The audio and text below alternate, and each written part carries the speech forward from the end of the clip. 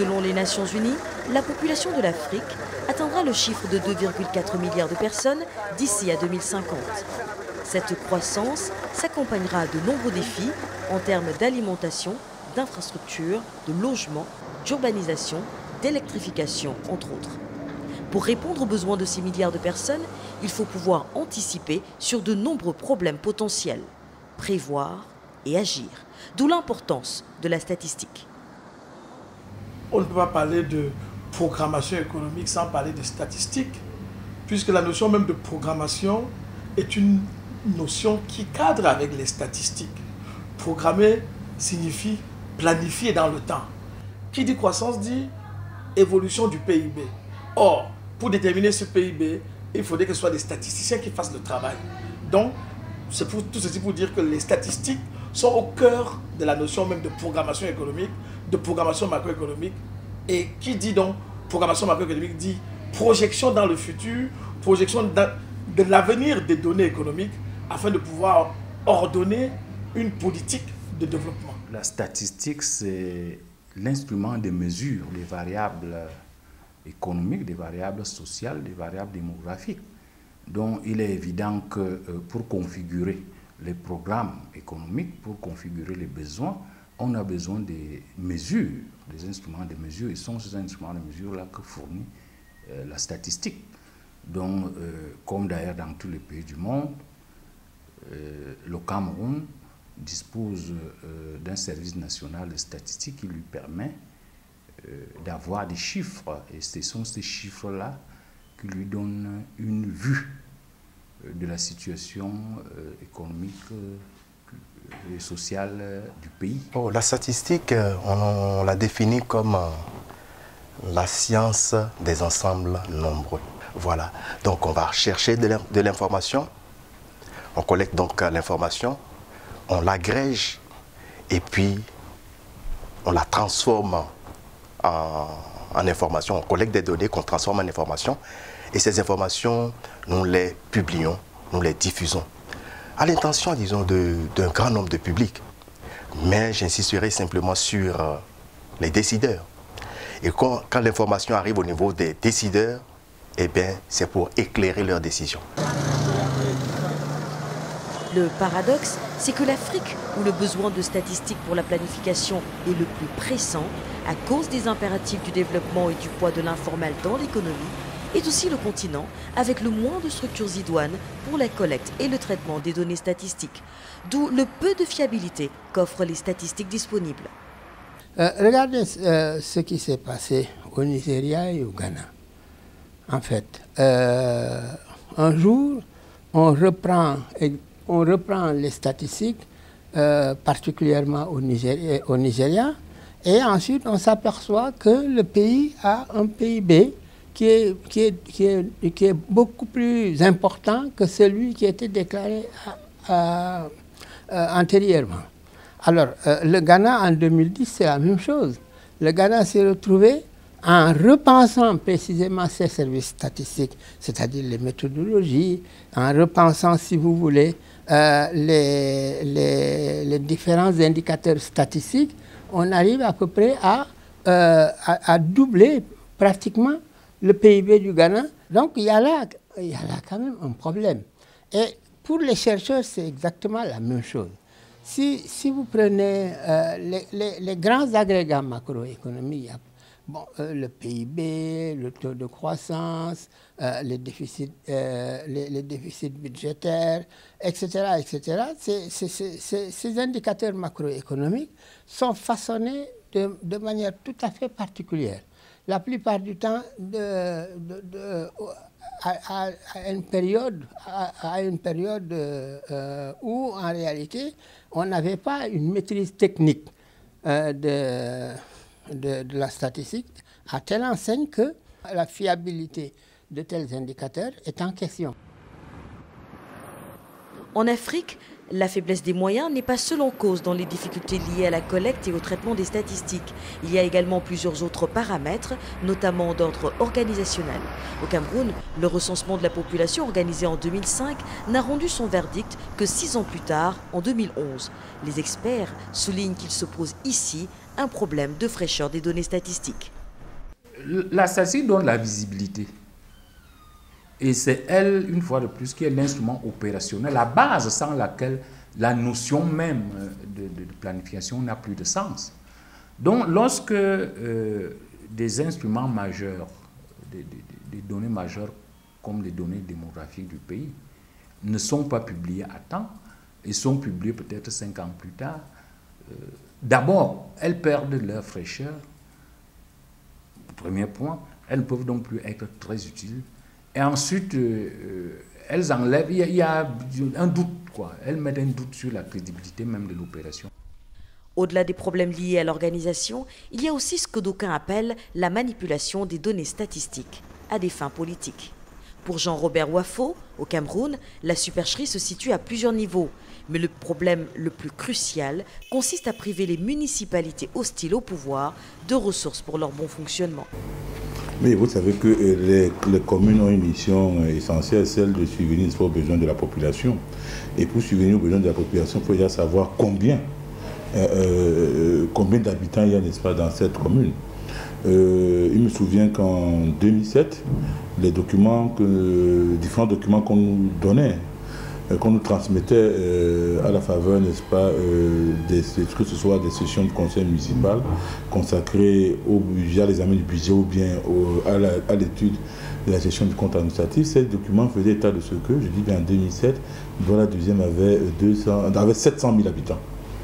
Bon, mais on a été surpris, n'est-ce pas, à la suite du recensement qui a été effectué en novembre 2005 et qui a été rendu public 6 ans plus tard, ce qui est vraiment une curiosité dans cette matière, le fait qu'on nous fasse comprendre que Édouard II n'avait que 261 407 habitants. Bon, bien évidemment, on ne peut pas, c'est un peu comme un parent qui a 4 enfants à la maison et il rationne en ne tenant compte que de 2 enfants. Bien évidemment, les gens ne vont pas manger à leur faim.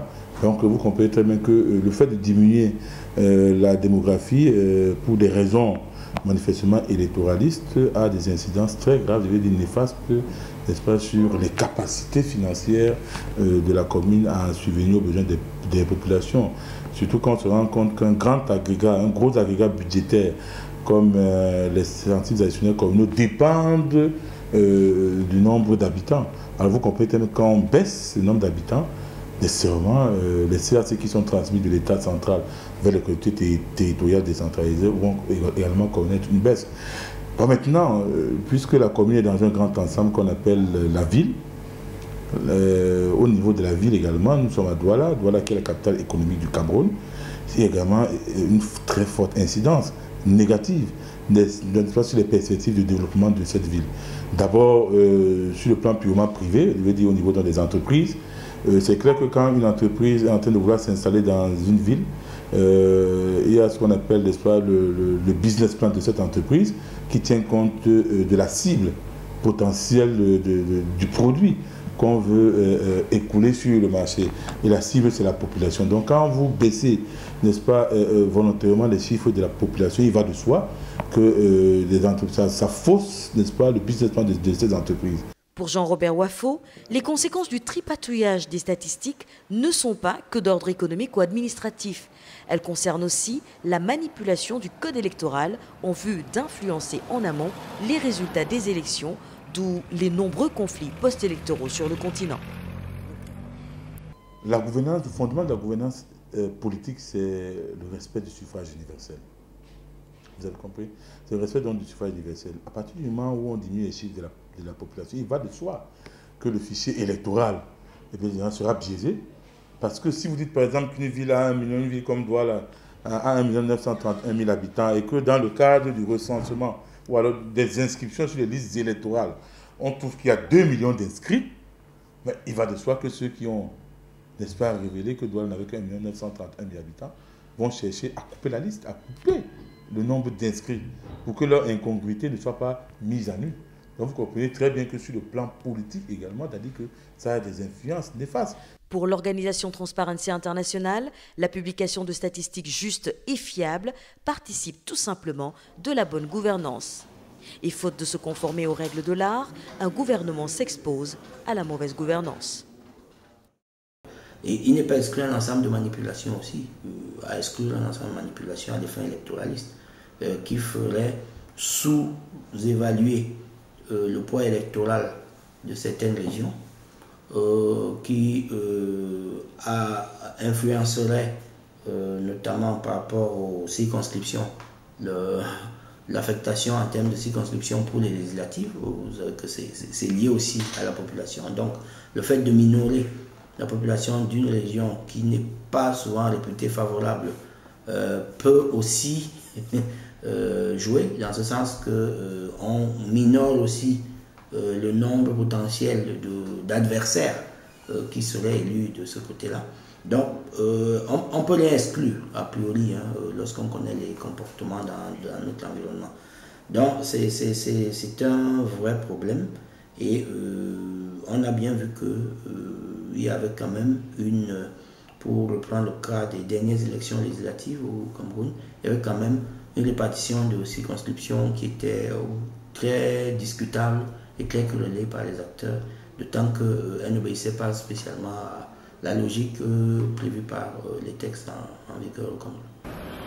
Autre difficulté relative à la révolution des données dans les pays où nous avons conduit notre enquête, la méfiance du public. Au Cameroun, le statisticien rappelle un agent de la police politique du temps du parti unique omnipotent. Il y a un problème même de culture. Il y a un problème de culture parce que lorsqu'on voit un statisticien arriver, spontanément, on se doute de quelque chose. Est-ce que ce n'est pas une enquête de police? Est-ce que le Cameroun garde toujours un très mauvais souvenir de la police politique de l'époque? Il y a donc des problèmes de méfiance instinctive. Quelqu'un qui vient commence à vous interroger, vous ne savez pas s'il vient du fisc et tout ça. Mais ceci dit, la loi quand même oblige en réalité les gens à répondre.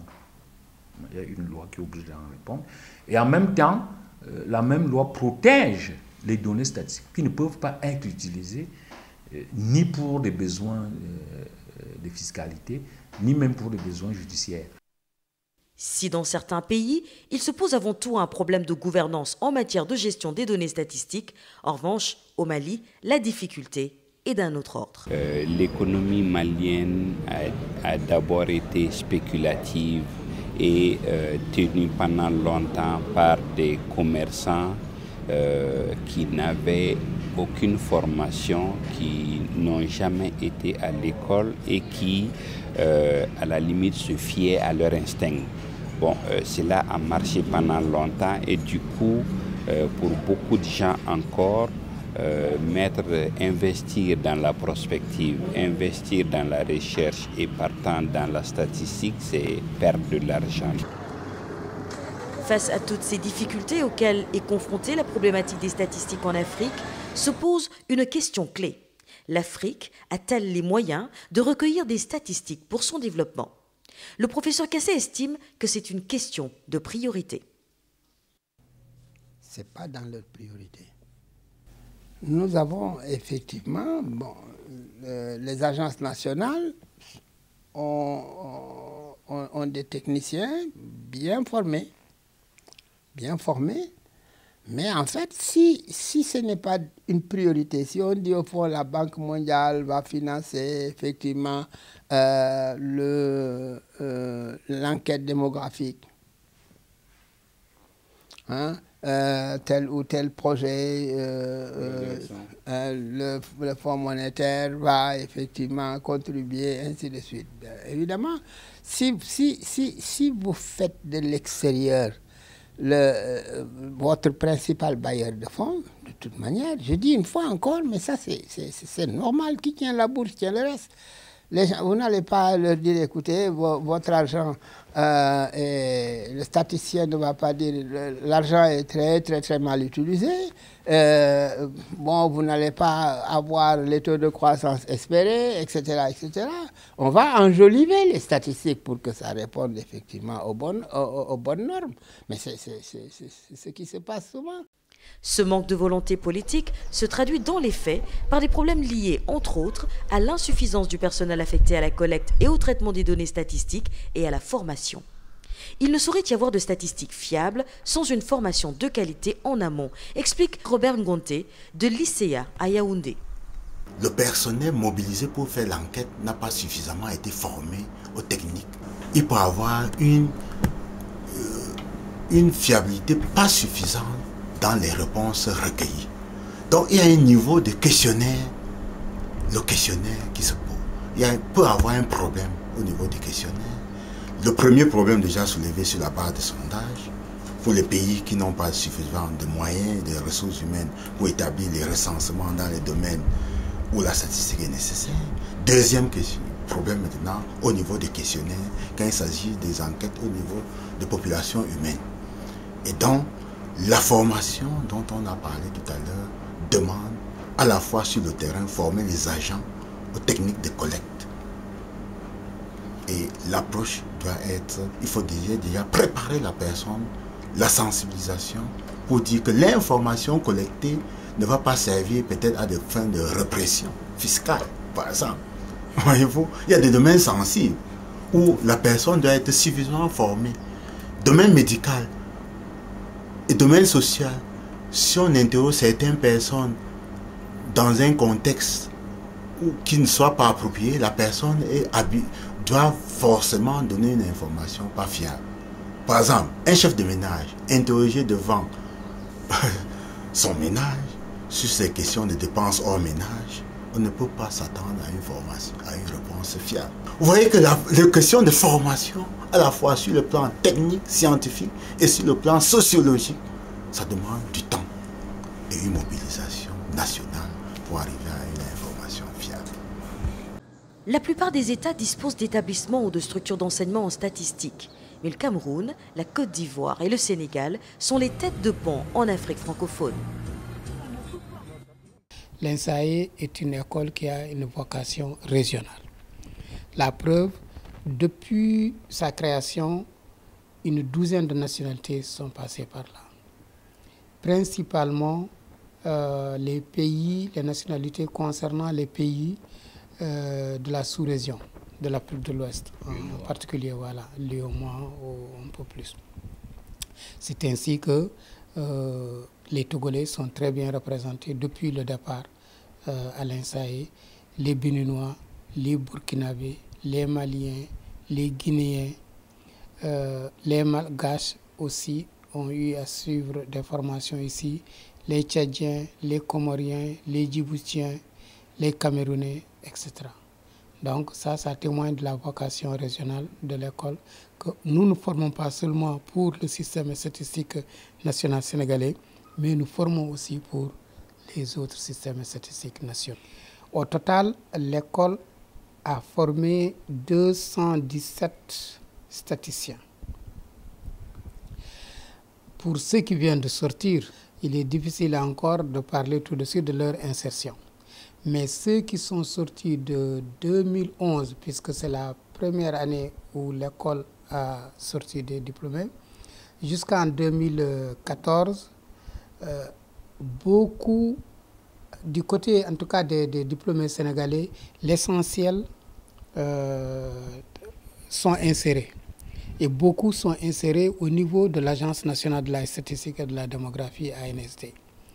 Certains poursuivent leurs études dans des universités nord-américaines et leurs universités françaises, européennes, d'une manière générale. Maintenant, pour ce qui concerne les non-sénégalais, au vu des informations dont nous disposons, certains diplômés regagnent leur pays, d'autres, c'est la majorité, préfèrent en tout cas aller encore poursuivre leurs études. Et il y en a qui restent ici encore pour travailler. Parce que la demande en statisticien est très forte. Donc ici, même à Dakar, nous rencontrons très souvent nos anciens diplômés non sénégalais qui travaillent ici à Dakar. Grosso modo, il faut dire que les diplômés statisticiens sortis de l'INSAE de Dakar ne sont pratiquement pas, à cause justement de la demande. L'autre grande école à vocation sous-régionale est basée à Abidjan, en Côte d'Ivoire. Elle forme des statisticiens venus de la sous-région ouest-africaine et au-delà. À l'École nationale supérieure de statistique et d'économie appliquée, nous formons des étudiants qui viennent de l'ensemble de l'Afrique.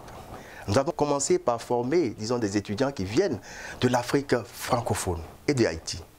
Mais nous avons élargi notre champ de recrutement à l'Afrique du Sud, au Libéria, à la Guinée équatoriale. Et notre ambition est d'élargir encore davantage ce champ. Et la qualité de l'enseignement est telle que nos étudiants sont partout quand ils sortent d'ici. Ils s'en vont, disons, dans les universités canadiennes, dans les universités américaines, où ils sont parmi les meilleurs. Et donc, vraiment, voilà, c'est des enseignements de qualité qui sont faits, encore une fois, pas avec, disons, des moyens énormes.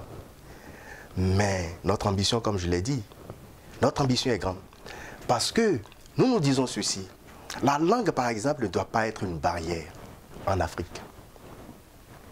Et nous devons aller à la rencontre des autres.